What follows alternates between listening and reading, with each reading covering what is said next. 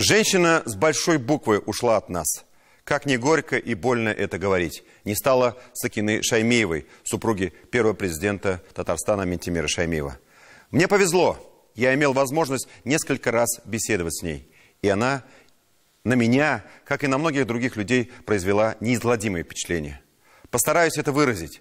Она была гордая и одновременно добрая, открытая, но с чувством собственного достоинства, мягкая и в то же время с особым внутренним стержнем. В ней не было никакой надменности, характерной для многих жен крупных руководителей. Она располагала к себе с первой минуты и покоряла своей тихой красотой, скромностью и доброжелательностью. Сакина Ханум говорила, что запах крестьянского подворья ей ближе, чем запах французских духов, что ей не нужны дворцы и хоромы, а главное счастье для нее, чтобы был стол, на столе еда и рядом любимый мужчина. Самым счастливым временем она считала годы, прожитые с Минтимиром Шариповичем в деревне, и рассказывала, как она не хотела переезжать в суетную и неискреннюю, по ее мнению, Казань.